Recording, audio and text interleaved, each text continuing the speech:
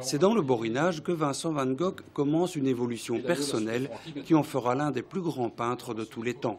Mons 2015 se devait d'évoquer son passage par plusieurs projets d'envergure. Un des plus importants est la restauration de la maison que le peintre, alors pasteur, occupait à Petit Wam. Il y a plusieurs années déjà, des mécènes s'étaient montrés intéressés par la prise en charge de cette rénovation. Il faut dire que le bâtiment est dans un état désastreux. Aujourd'hui, on connaît les 5 entreprises, AkzoNobel, Blaton et Franchi, Knauf et le bureau d'architectes AEG. Des entreprises qui ont déjà une expérience de ce genre de sponsoring et qui se sont engagées pour des travaux à hauteur de 275 000 €. Ce n'est pas une énorme somme, comme vous le dites, mais c'est quand même une somme qui tombe dans une période, dans une conjoncture économique qui n'est vraiment pas des plus favorables. Donc ça ne m'a pas simplifié la tâche. Et quand je dis moi, c'est plutôt la société AkzoNobel. Mais je dois dire que l'aura de cette exposition Van Gogh et de Mons 2015 est telle qu'on a dû presque dire non à certaines entreprises qui voulaient absolument nous rejoindre dans cette aventure. Le plus difficile a été d'acquérir la maison. Après des années de tractations, aucun accord a été trouvé avec le propriétaire. L'arrêté d'expropriation a été signé, le permis de bâtir déposé ce matin.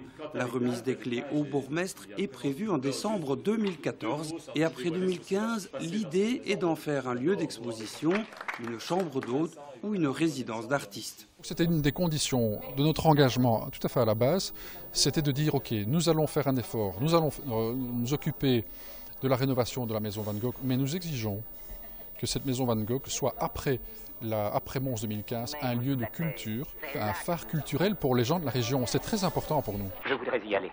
Emmenez-moi. Le second projet qui commence à prendre forme est bâti autour du tournage du film La vie passionnée de Vincent van Gogh avec Kirk Douglas, un tournage qui s'est déroulé à Wam, Ornu et Saint-Guilain et dont on fêtera les 60 ans en 2015. On est maintenant à la recherche de toutes les archives qui peuvent être encore peut-être chez vous.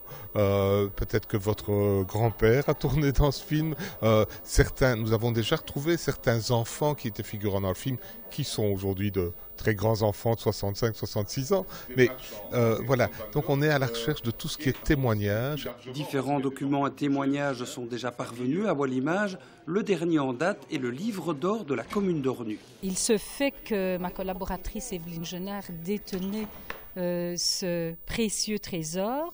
Et lorsqu'on a parlé de Van Gogh, elle s'est souvenue que l'équipe du tournage du film a été reçue à l'administration communale d'Ornu.